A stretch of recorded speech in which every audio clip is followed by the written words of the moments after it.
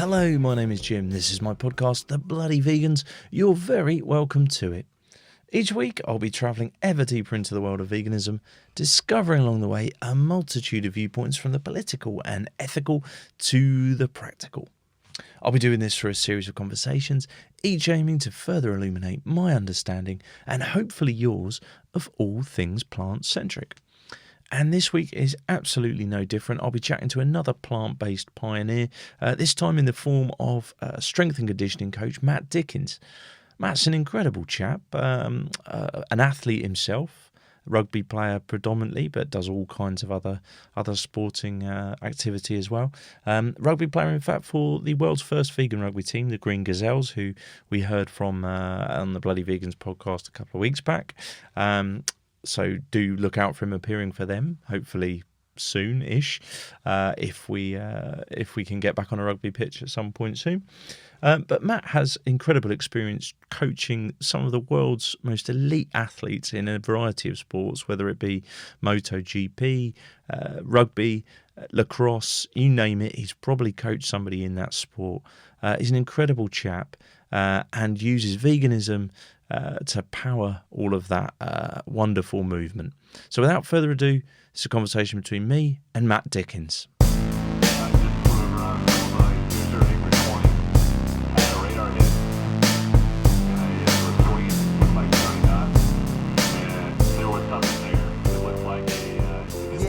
It's an interesting one for me.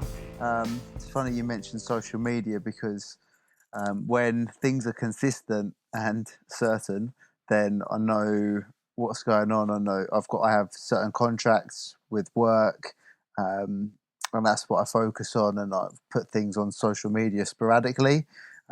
Have waves of putting a few bits of.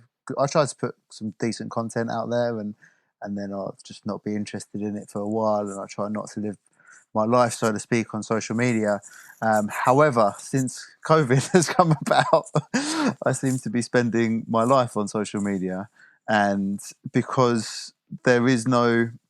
So my main work is mostly in motorsport, either Formula One or MotoGP, and that's all cancelled for the next few months.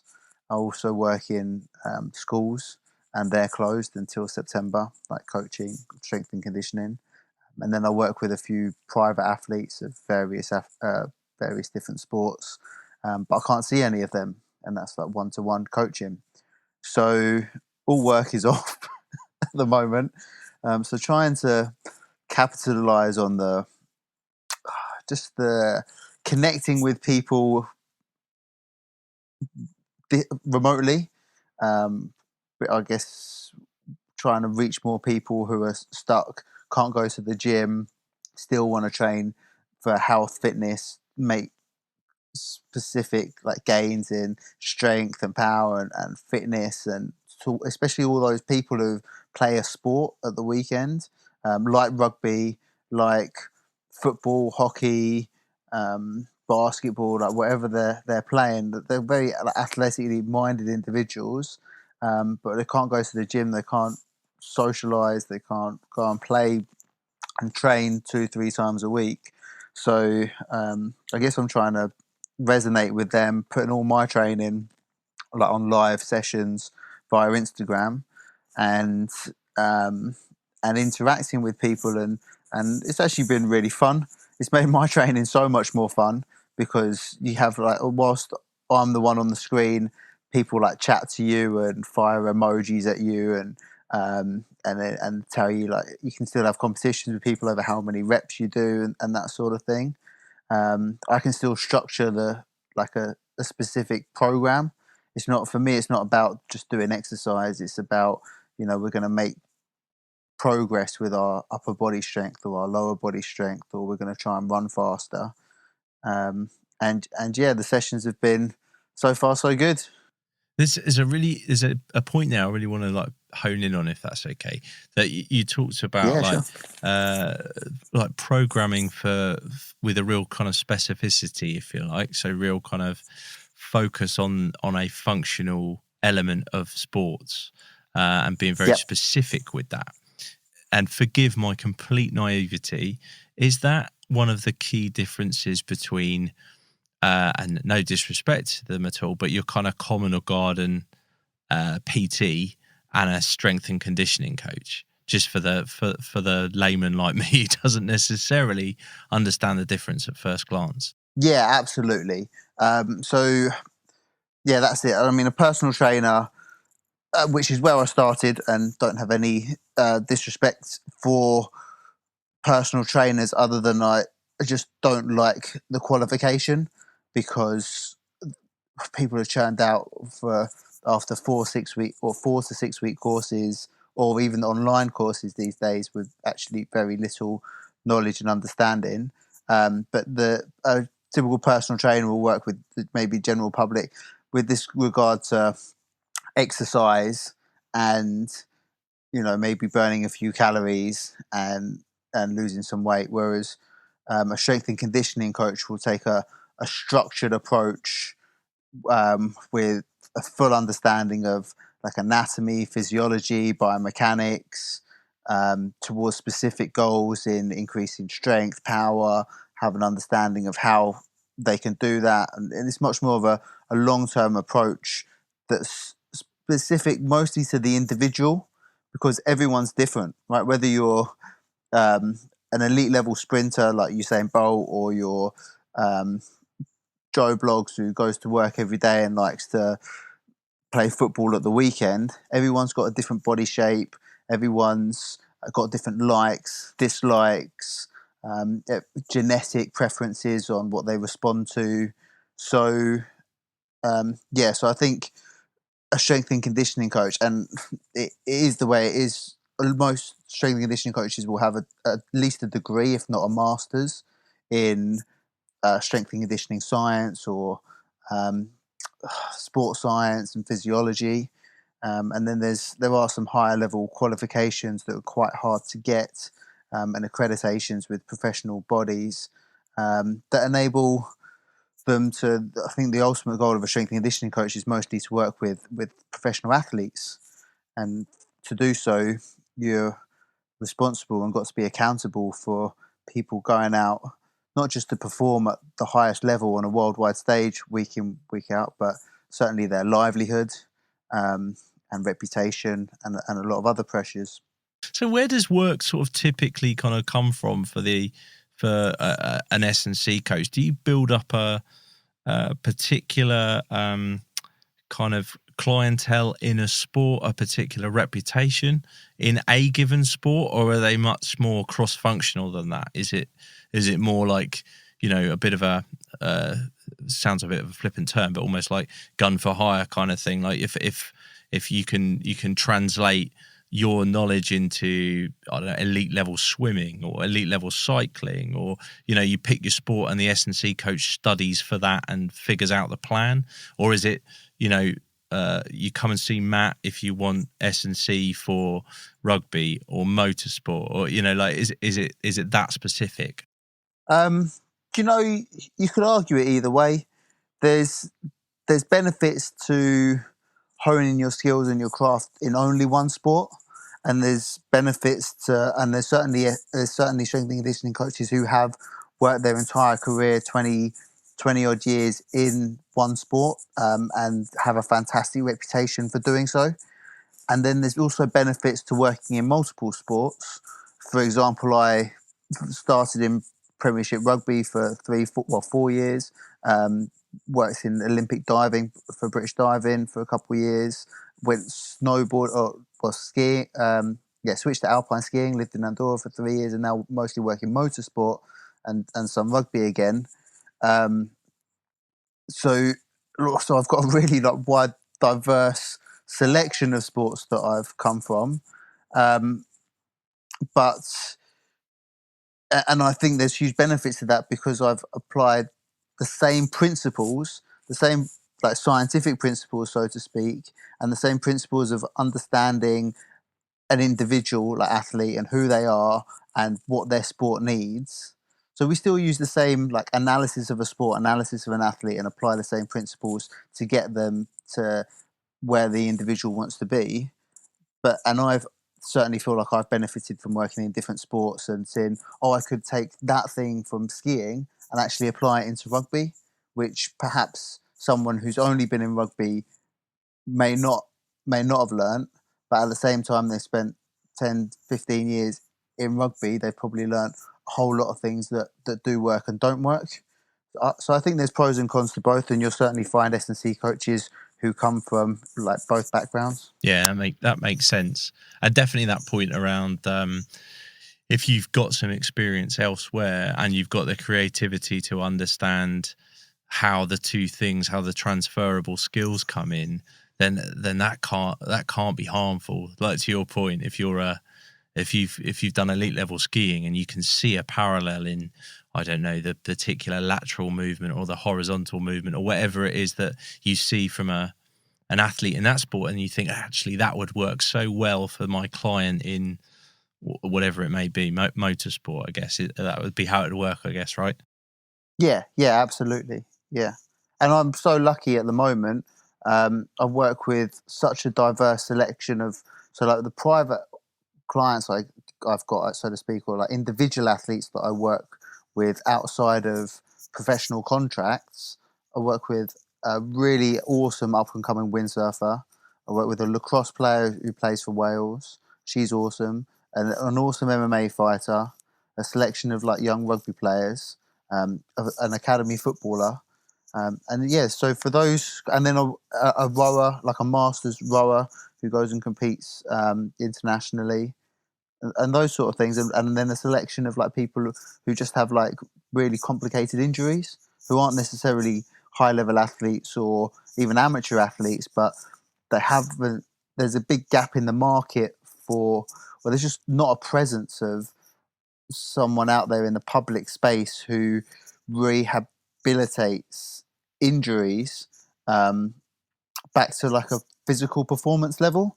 So a lot of NHS like physios will kind of like people walk through the NHS door with an injury, physios will get them back to daily function. That's getting, and in their books, that's walking, getting in and out of bed, and going up and down stairs, and then they're discharged. And then there's a big gap in taking those people to be like, well, actually, you want to play football at the weekend, and just because you can get out of bed doesn't mean that you can go and play football at the weekend, because your ankle or your knee like isn't prepared for that.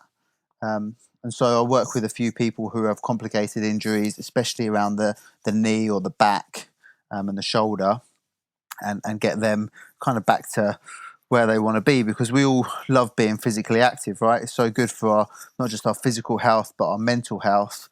And for a lot of people, it's such a big part of our lives. Yeah, so true. And I definitely relate to that idea of wandering in, getting a knee diagnosed. I had a meniscus tear a few years back, and I used to run an awful lot, and half marathon and marathon sort of distance, and played a number of other sports as well, ice hockey and football and things like that. And had this meniscus tear, and essentially the first few people who gave me advice, it was essentially like, oh, you can walk again, but like you can't consistently run on that anymore. Like that will be the end of that sort of thing. And it was kind of heartbreaking at the time. And then I got chatting to some other people who said, actually, like, let's think about the strengthening that you could do around the joint, and there's actually some loads of stuff you could do, and you could be pretty much back up to where you were. And I'm not far off that now. So yeah, I totally think there's a place in that market, and definitely one that's untapped at the moment. Yeah, right. And imagine how many meniscus tears there are in the Premiership each year, like football wise. And do you think doctors say to those footballers, "You're not going to be playing rugby again"? No, they say, "No, okay, sorry, football again." They say, "We'll clean it out, and you'll be back on the pitch in 6 to 8 weeks."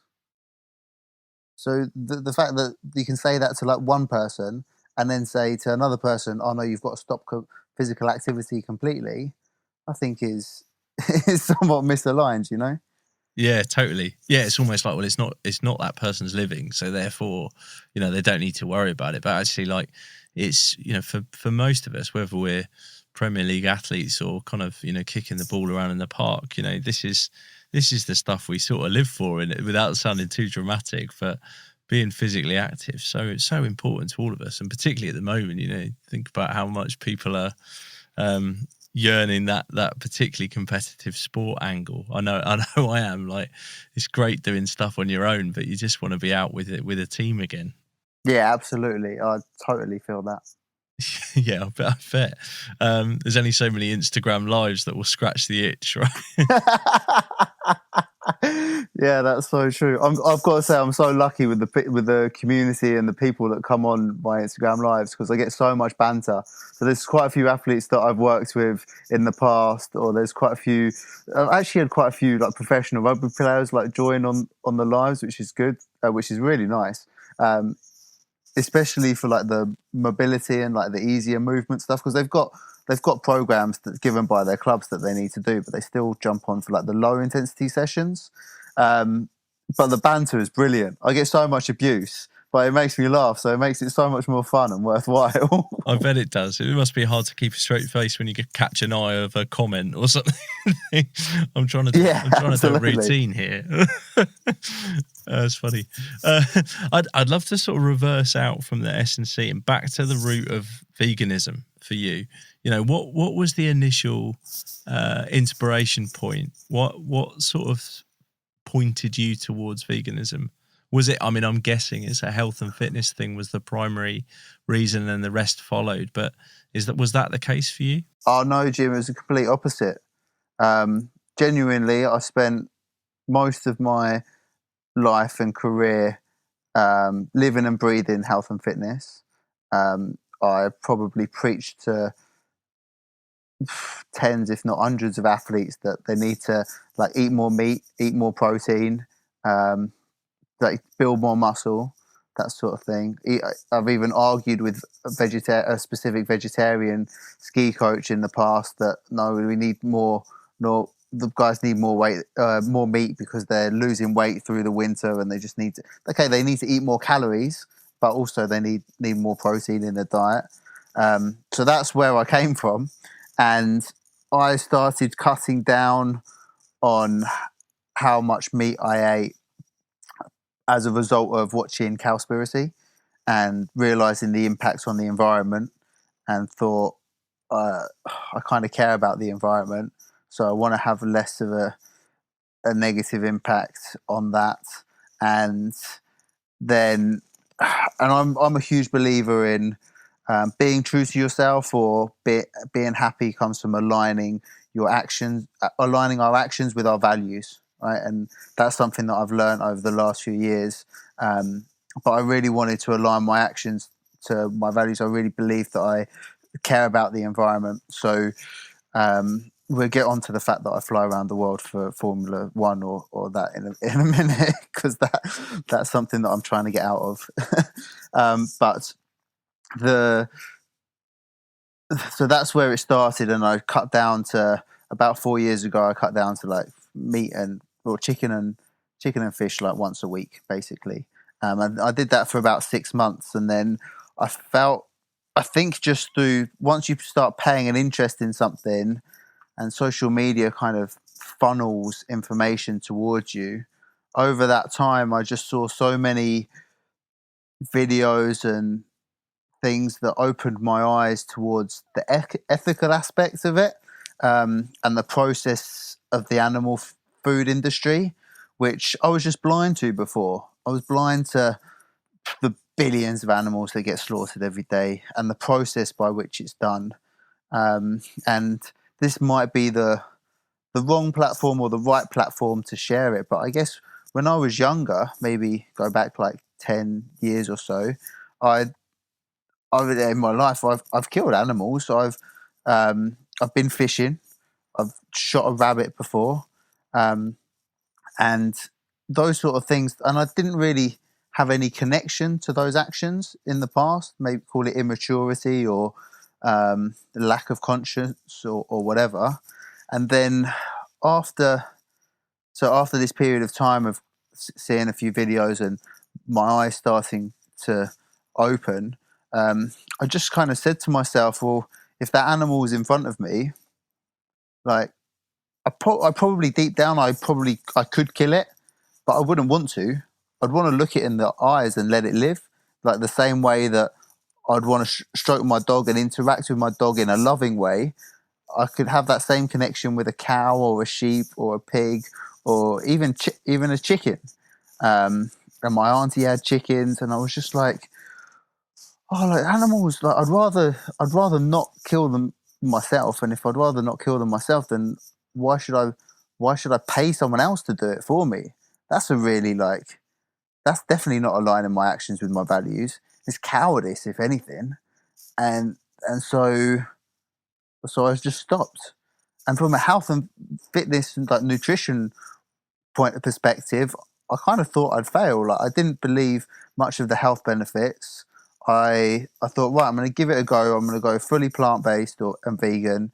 But I prefer plant based because I'd rather have a whole food plant based approach to my diet rather than just being vegan necessarily. You could live off French fries, and that's not healthy for me. So I do want to still have a health perspective, and I did everything I could from my academic background to research the nutrition side of things. I wanted to make sure I got every nutrient from every location and every way I could, and still match that up. And as it turned out, the first few weeks, in fact, the first couple of months, I was buzzing. I had more energy than I'd ever had in my life. So the health side of things was just like a huge bonus and reinforcement that for me this is the right thing. When I first switched and went vegan, I felt like a weight had been lifted off my shoulders. Like I said, I had more energy, but I just really felt like I was being true to myself. I was really happy with that decision. My training went through the roof because I had so much energy, so I was getting fitter than ever. Yeah, it was really cool.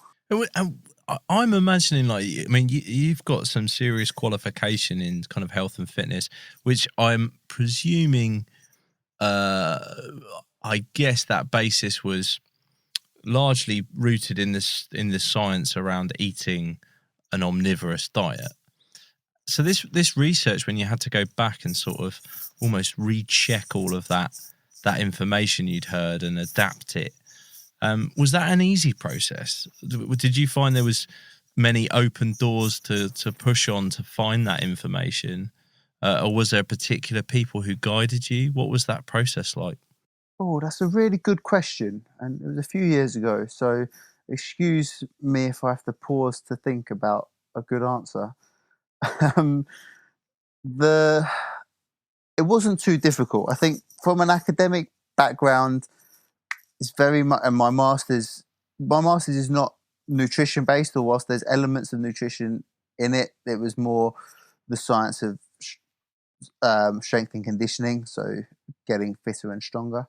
The But it very much teaches you to have critical thought and about critical thinking. Critical thinking is about evaluating the evidence, looking at not just academic research, but your own experiences and all the information that's out there. And is it valid? Is it relevant?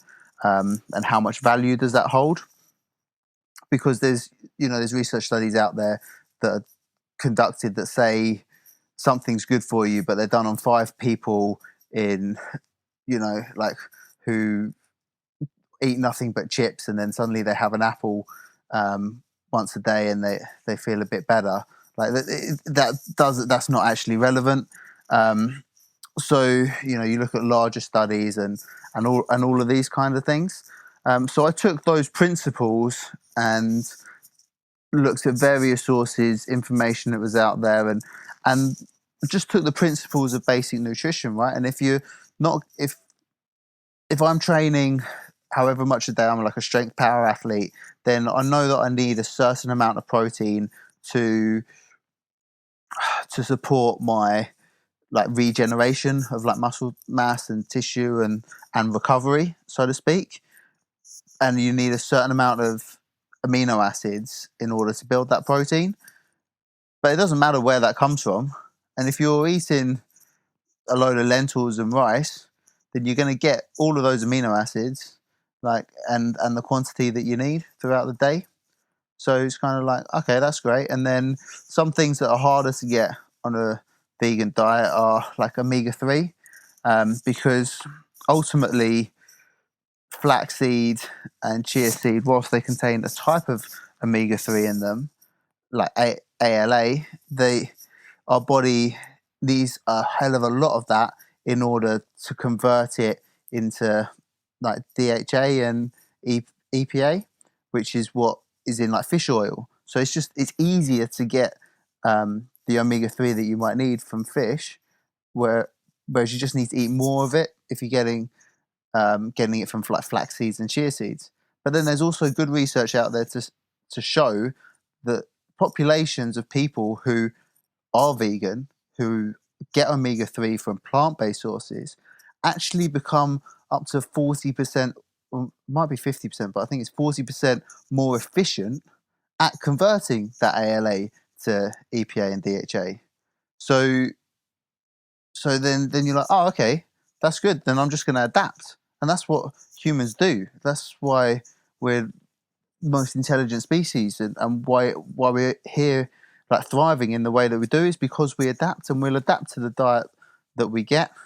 And so I just used those principles and learned about nutrition and studied as much as I could. And in essence, like I felt like I learned enough that I wrote it down in a book and and give it to people on the basis, look, this is the basic information that I really think you need, or really think you need to know, and go from there. That's awesome. And I'm intrigued as to whether the kind of community, the circles in which you moved in, whether it be professional rugby or motorsport, etc. Did your clients at the time come along with you on that journey, or was there a fair amount of resistance to? Okay, so what are you telling me to do here, Matt? Or was this very much about a personal choice at the time, and those building blocks that you talk about this much protein is what you need for this, where you get it from is your call? Was that still very much your approach to make sure almost that your clients didn't feel like there was a sudden switch or even a gradual switch in what they were getting from you, if that makes sense? Yeah, that's another great question. It's been a personal journey for me, and within the world that I work in, there's certainly certain stigmas that you come up against. If I went to a conference and have been at a conference of a few hundred strength and conditioning coaches, for example, I'm probably going to be one of 2 or 3 people who's ordered the vegan option. Likewise, in a motorsport paddock, so MotoGP, for example, which is where I was most of the time, or where I was at the time. Luckily, a lot of the food is like buffet type foods, so there's a lot of vegetable options out there. But then sometimes choices are slim because it's a very rare thing. You're not going to come across many like vegans in the paddock. Now, rightly or wrongly, a few athletes on the back of like watching the game changers have kind of jumped on going down that pathway, and some of them have stuck with it and some of them haven't, but it's definitely becoming more known about and more available in those circles. And I think some athletes certainly are more open to it. Certainly some athletes are really feeling the benefit of it and it works for them. But for me, I come from a background, like when I'm working with someone, and just because I'm going down this journey and these are my like ethical beliefs, so to speak, I can't force those on other people. And I really don't believe that we can change what others believe. I just believe in trying to be a positive influence and doing the right thing. And if that resonates with who I'm working with, then amazing.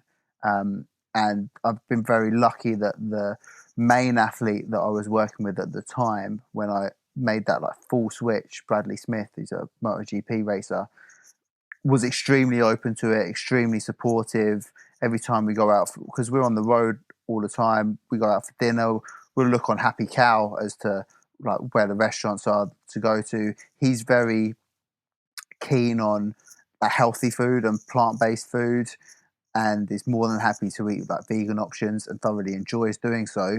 So, and he doesn't eat an awful lot of meat, and tries to cut out dairy as much as possible as well. So, whilst he's not, we wouldn't say plant-based or vegan, like he eats a minimal amount of like animal food, and especially like less now that he's been with me and we've gone down that journey.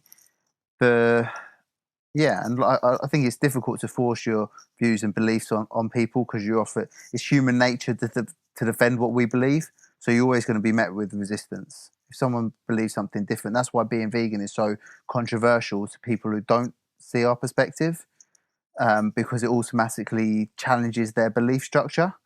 Um, but so I'm not going to force that on anyone.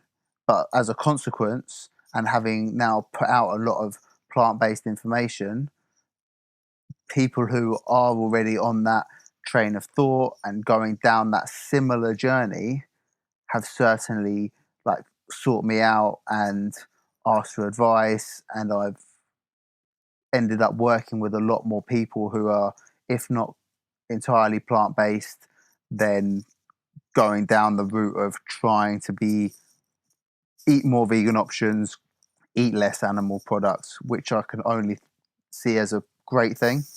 100%. Yeah, I mean, if that's the positive influence that you're having, like you say, just through your sort of presence and the choices that you're making, those switches, when and if they come, are no doubt going to be probably more sustainable than sort of trying to shock people into it, or any other kind of method.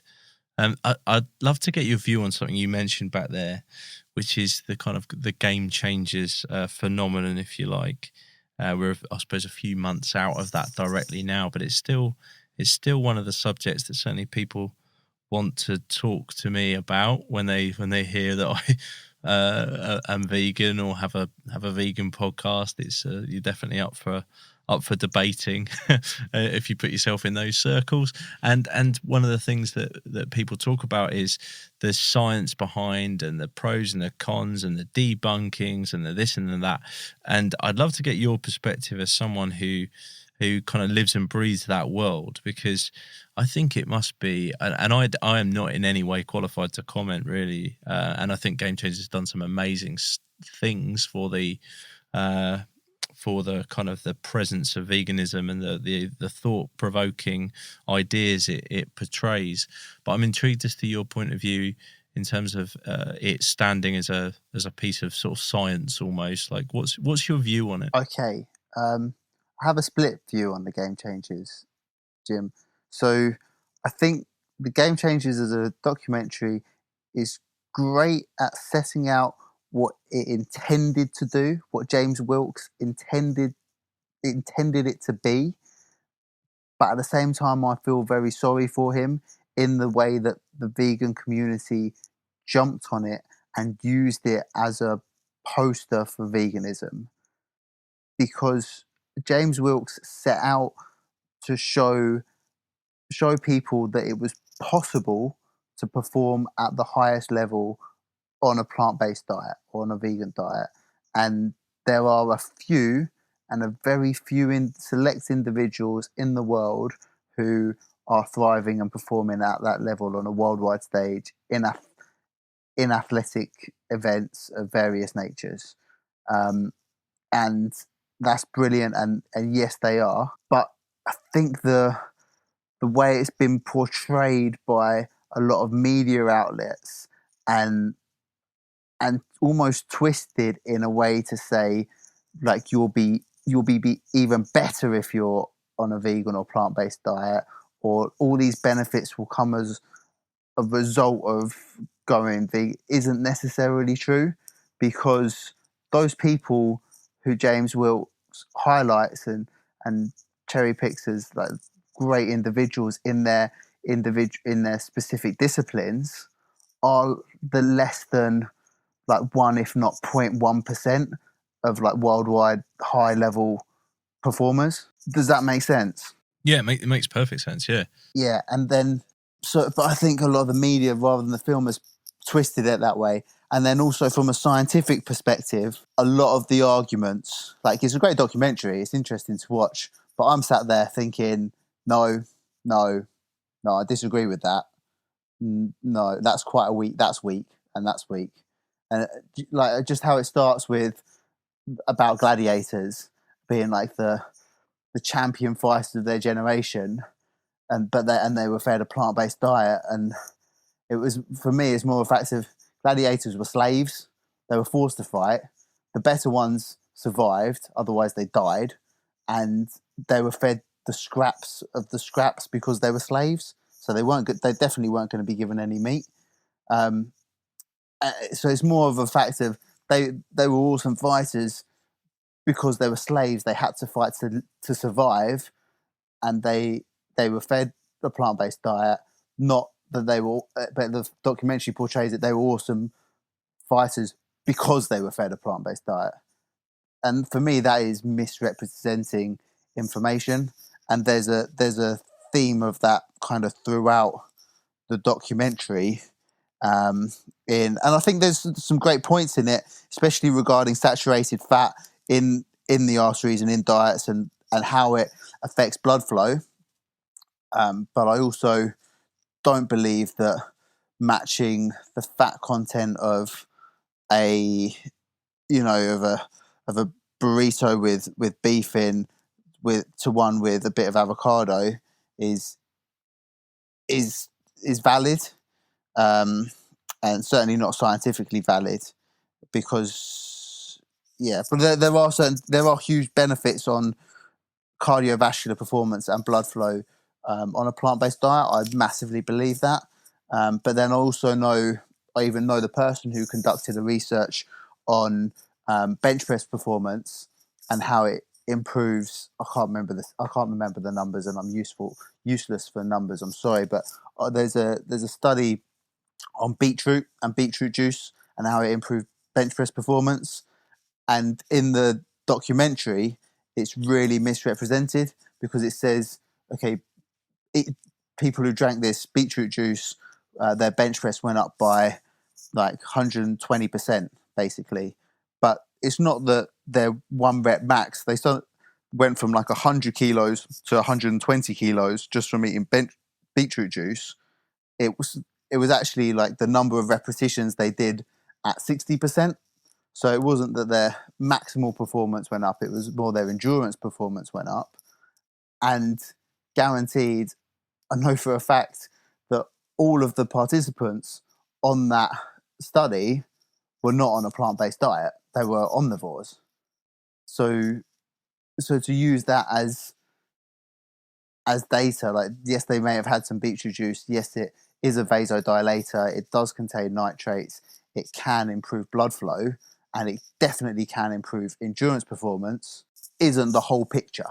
Yeah, it's fascinating, isn't it? Because I'd say, like, on balance, and this is obviously as a layman without any of the scientific basis, but just as a observer of sort of social commentary, if you like, I think it feels like it's done more good than bad. But it is fascinating, this idea that, is there potentially the thing that us in the sort of broad strokes vegan community, and I exclude you from this because of your knowledge level, but have held up as this,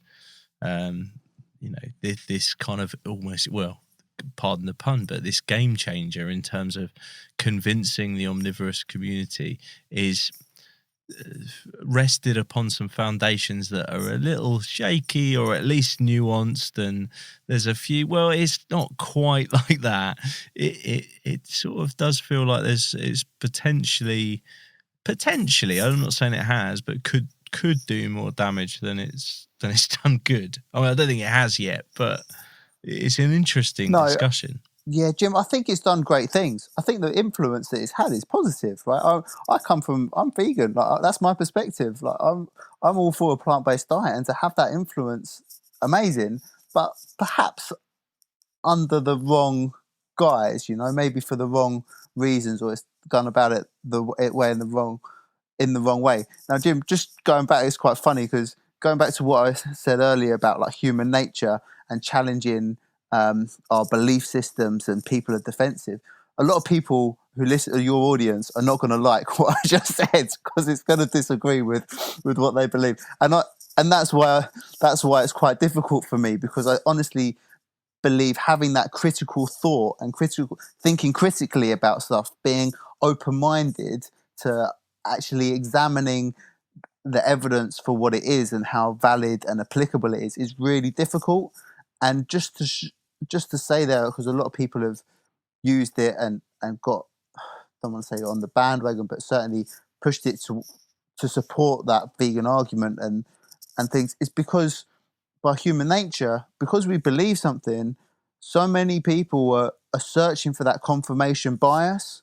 So that means we automatically look for the evidence that supports what we already believe. We're not open to new things. Like if we and take religion for an example. Let's just to take something arbitrary. People, so say you're Christian, and a miraculous event happens. Say your partner recovers from cancer, and you'll see that as evidence to support your belief system that God has just saved your partner. Whereas if you was Muslim in exactly the same situation, you would see that as confirmation bias and evidence that Allah has made that has helped you in that way. Yeah, makes perfect sense. And I've definitely from a social media point of view, there isn't necessarily room for. It's one of the things I sort of don't like about it, but it's our sort of paymaster, I suppose, when we're trying to promote things. But I've definitely jumped on the back of something like Game Changers and put out a clip of like Joe Rogan chatting to James Wilkes, where he's sort of winning the argument in inverted commas, and it is interesting because you're absolutely right. I think that there's many people who listen to this who would say, well, why hasn't Jim, why isn't Matt saying, they're both passionate vegans, ethically minded, why aren't they both saying it's amazing? But and I think we kind of are, but in a sort of nuanced way. And so but I don't think there's room for nuance in discussion and debate. And I think sort of, without getting too sort of deep, I think sort of society's worse off for it, because we're not necessarily, to your point, prepared to have real discussions. I think that's in part why I want to have an hour-long podcast and not a sort of 2-minute like YouTube videos, because I don't think anything is as simplistic as that, is my personal view. So yeah, I think you're right to sort of state your view as you see it, with the information readily available to you. Oh, absolutely. Nothing is black and white. It's always more complicated. The answer to everything is it depends. That's my answer to literally every question that I get is it depends. Like I get even questions like, "What's the best way to improve your bench press?" Well, it depends, and on so many things. But and then also, it's so funny that you mentioned social media, because social media is the absolute worst, and it thrives, and it's why people are so addicted to social media on that confirmation bias, right? Because it what's the word, like the algorithms of social media profile everybody on what you like, and then to keep you online, to keep you having more screen time, it just sends you more and more of what you like and what you already believe.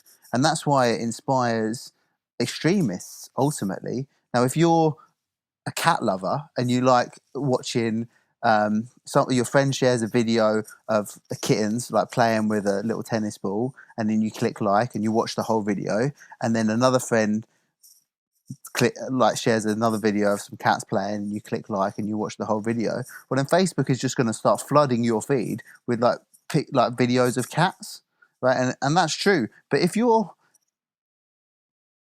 but if you've got some extremist views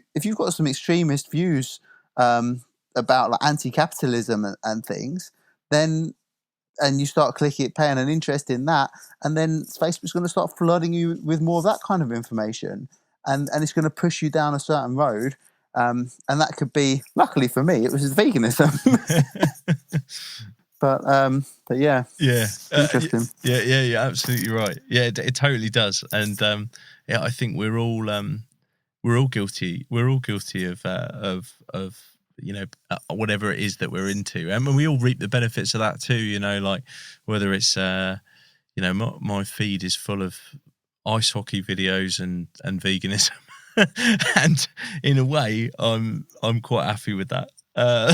On the flip side of that, like there's an element, and I was chatting to somebody a while back who and I ask a question at the end of most podcasts because I'm really intrigued into people's answers to it, about whether they see us sort of reaching our kind of end goal of like a completely vegan world.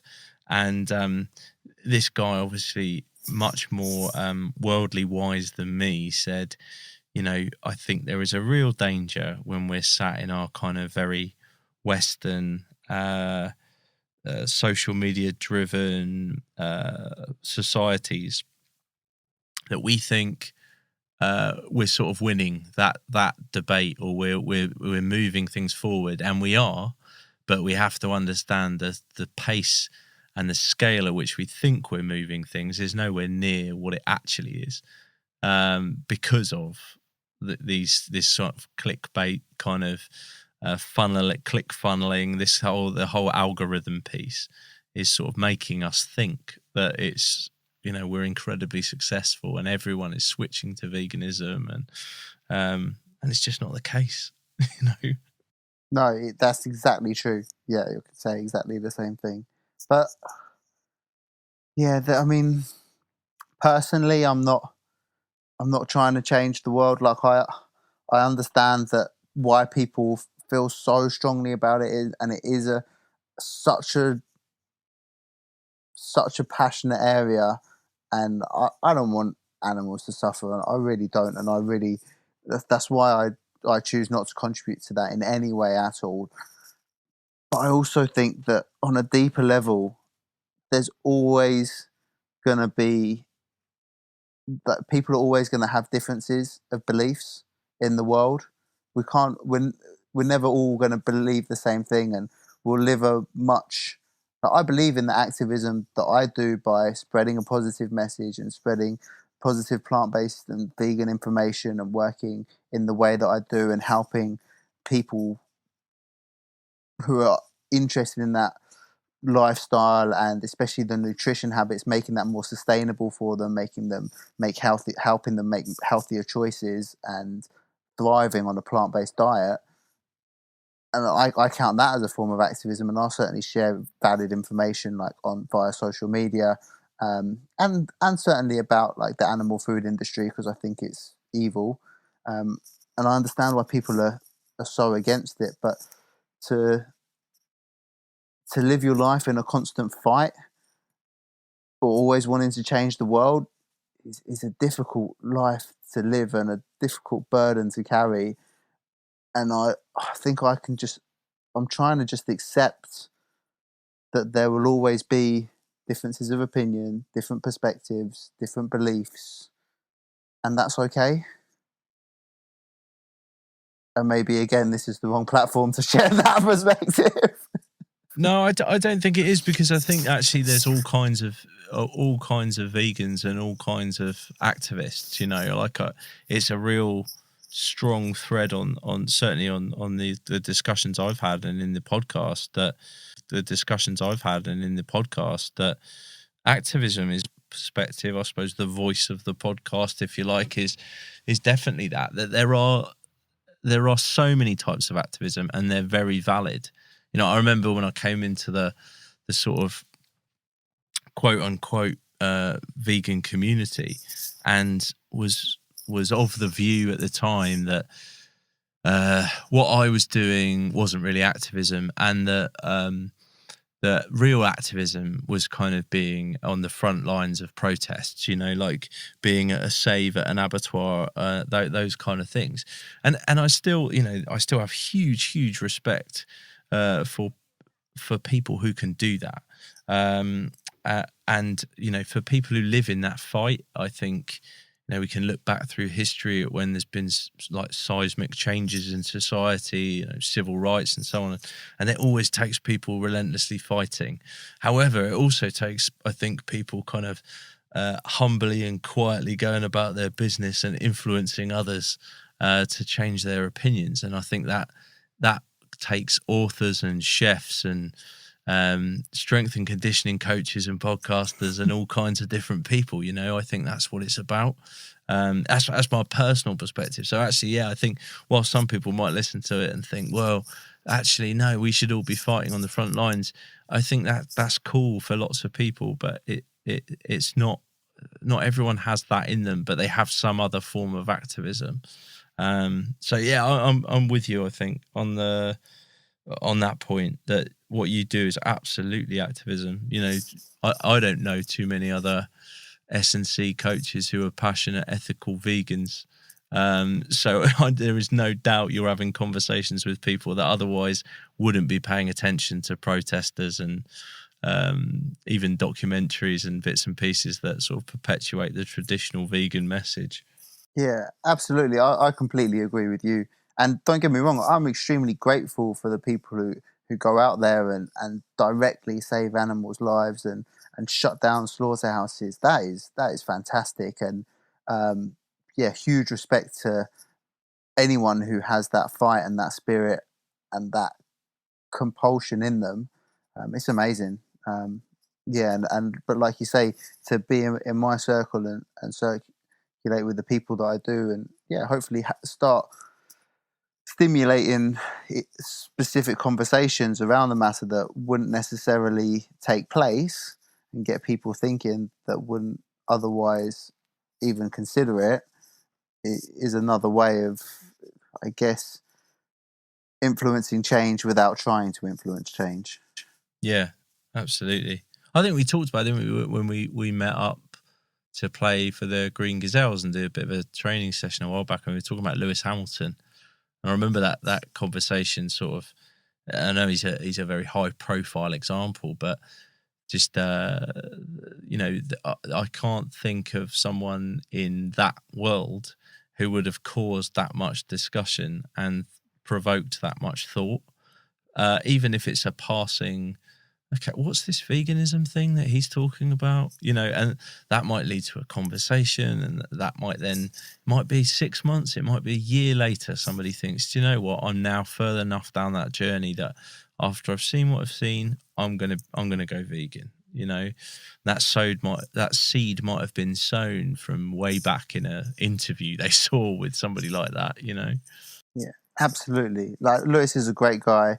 Like, huge respect for him because he's always under scrutiny.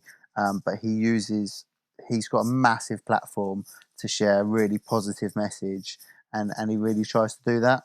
So yeah, I've got a huge amount of respect for Lewis. I've got one sort of final question for you, Matt. Is how can people get involved with what you do? It'd be, particularly at the moment, I think for people it would provide some much needed physical activity and some solace if they jumped on your Instagram live. So where can we go about finding you? Oh yeah, fantastic. Yeah, so I'm doing like twice a day, every day during the week, once at weekends, like Instagram live training sessions. Very much for the athletically minded individual, but there's a lot of low intensity, like mobility and gentle movement sessions on there as well. So Instagram is at Coach Matt Dickens. And if anyone's specifically interested in working with me on an individual basis, because I do a lot of work with, like I said, all kinds of athletes and people looking to rehab and stuff. My website is Atlas Health atlashealthperformance.co.uk. Amazing. Well, Matt, thanks so much for your time, and hopefully once this is all over, we'll see you out there representing the Green Gazelles. Yeah, I can't wait. Same to you, mate. You'll be there as well, right? I should hope so. We'll see you soon, Matt. Thanks very much. Brilliant. Thanks a lot, Jim.